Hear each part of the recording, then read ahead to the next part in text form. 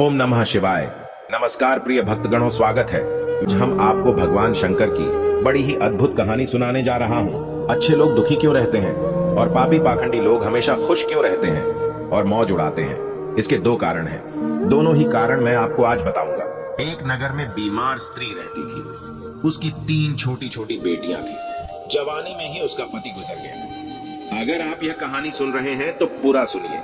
इस कथा को आधा अधूरा छोड़कर जाने की गलती मत करिएगा, क्योंकि इस पवित्र कथा को आधा अधूरा छोड़ने से आपको पाप भी लग सकता है। इसलिए इस कथा को पूरा सुनें। आप शिव भक्त हैं तो भोलेनाथ का अनादर ना करें। तीनों छोटी छोटी बच्चियों को पालने का भार बेचारी उस अबला पर टल गया।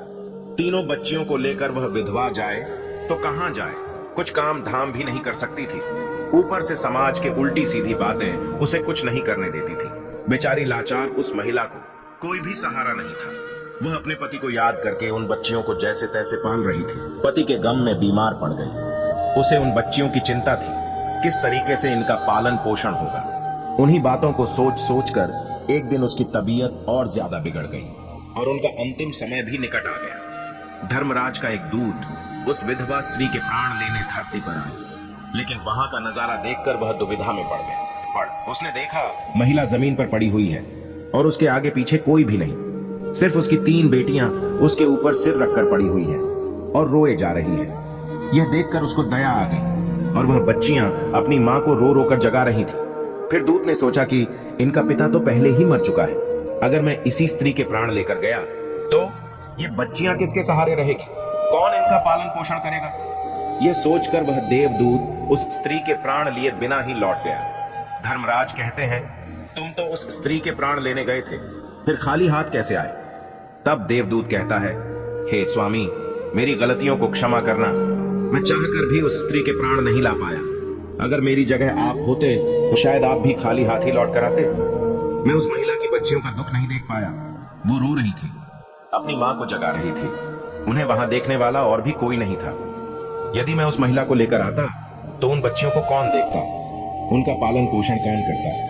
पृथ्वी लोक के मनुष्य तो इतने स्वार्थी हो गए हैं कि बिना ही मतलब के कोई किसी का सहारा भी नहीं बनता। यदि कोई मदद करता भी है तो बदले में उम्मीद करता है, या फिर उसे अपने एहसान के नीचे जीवन भर दबाकर रखना चाहता है। देवदूत कहता है कि स्वामी, उस महिला को थोड़ा और समय दिया जाए ताकि वह अपनी बच्चियों को पाल पोस कर बड़ा कर सके।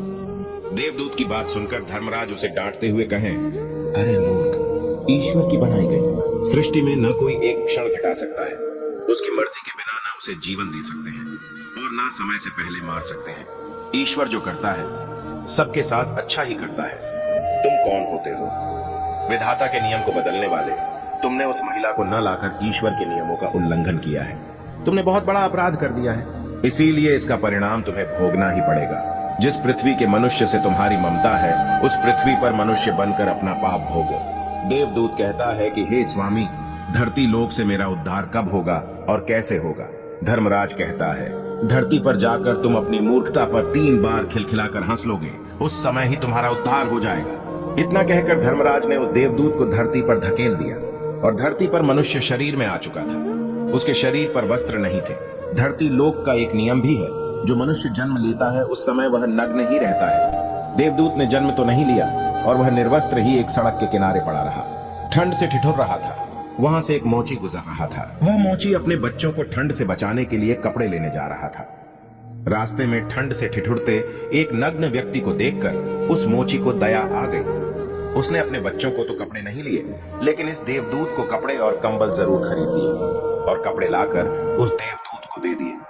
देवदूत कहने लगा, भाई, आपने मुझे कपड़े देकर मुझ पर बहुत बड़ा उपकार किया है, लेकिन कपड़े देकर आपने मुझे ठंड से तो बचा लिया, लेकिन मेरे पास ना कोई घर है और ना कोई परिवार है और ना ही कोई भोजन का साधन है। तब मोची बोला, हे भाई, तुम मेरे घर चलो, मैं तुम्हारा सारा खर्चा उठा लूंगा। और वह मोची देवदूत को लेकर घर पहुंचा। उधर मोची की पत्नी ने देखा उसका पति तो बच्चों के लिए कपड़े लाने गया था, कपड़े तो कुछ लाया नहीं, उल्टा एक आदमी को घर बुला लाया है। पत्नी अपने पति से झगड़ने लगी और उसे भला बुरा कहने लगी। यह देखकर वह देवदूत बहुत जोर जोर से हंस पड़ा। मोची पूछा, अरे भाई, तुम हंसते क्यों हो? ऐसा क्या देख लिया आपने? तब देवदूत ने कहा, भाई, मेरी हंसी का रहस्य मैं आपको नहीं बता सकता, समय आने पर मैं तुम्हें स्वयं ही बता दूंगा।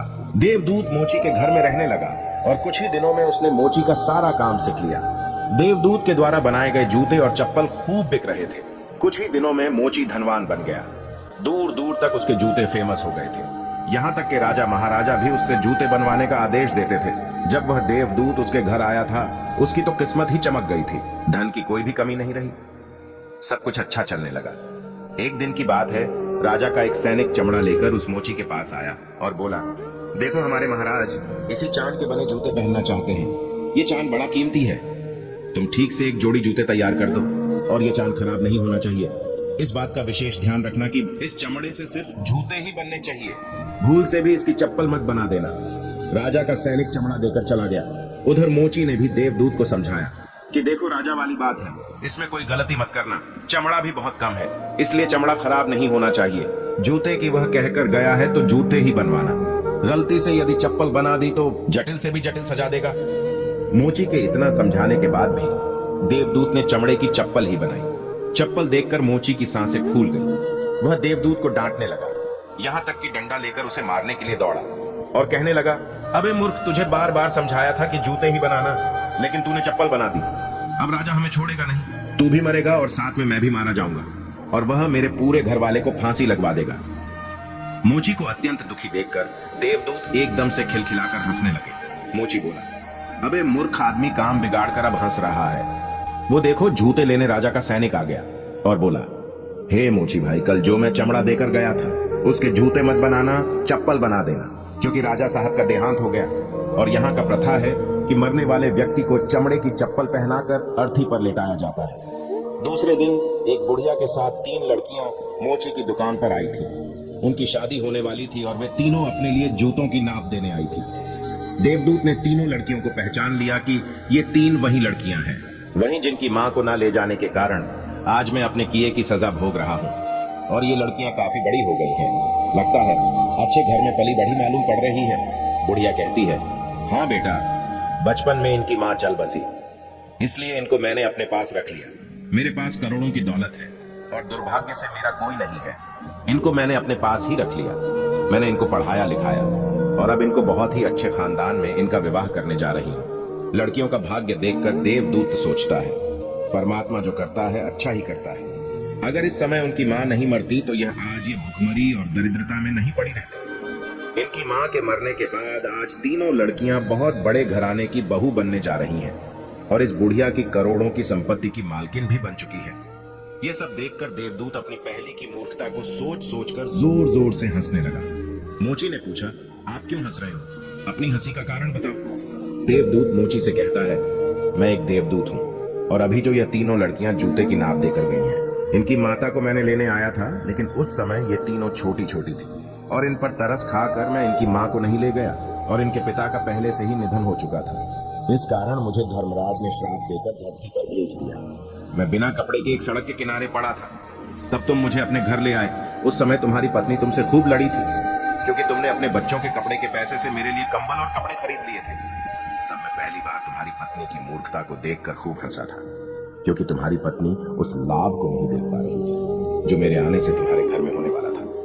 पर दूसरी बार जब हंसी आई, जब तुम राजा के जूते नहीं बना सके और तुम डंडा लेकर मेरे पीछे भागे। 3 उसे समय राजा के बारे में बता रहे थे, लेकिन तुमको यह मालूम नहीं था कि राजा के साथ क्या घटना घटने वाली है, जिसके कारण राजा को जूतों से अधिक पत्तों की आवश्यकता पड़ गई। कई बार ऐसा होता है, हम चीजों को देखकर या सोचकर दुख मनाते हैं जो हम उसे देख नहीं पाते और वह जो होने वाला होता है। कई बार परमात्मा हमारी अच्छाई या भलाई के लिए हमारे साथ बुरा करता है, पर हमें उसे देखकर भगवान को कोसते हैं। हम उस अच्छे के लिए नहीं देख पाते जो हमारे साथ भविष्य में होने वाला है। कई बार हमारे साथ वर्तमान में अच्छा होता है तो हम बहुत खुश होते हैं, लेकिन हम यह नहीं देख पाते कि भविष्य में क्या होने वाला है। हमारे साथ 2 तरह की घटना होती है, अच्छी और बुरी, लेकिन हमें हमेशा यह सोचना चाहिए भगवान जो करेगा अच्छा ही करेगा। ये सोचकर आगे बढ़ना चाहिए। अच्छे लोग दुखी इसलिए रहते हैं क्योंकि अच्छे लोगों के साथ बाद में अच्छा हो सके, और दूसरा कारण यह है कि अच्छे लोग हमेशा ईश्वर के साथ जुड़े रहते हैं और इनको ईश्वर से जुड़ा रहना भी जरूरी है कि उन पर दुख आते रहना चाहिए। अंत में देवदूत मोची को सब कुछ समझाकर वापस धर्मराज के पास चला गया।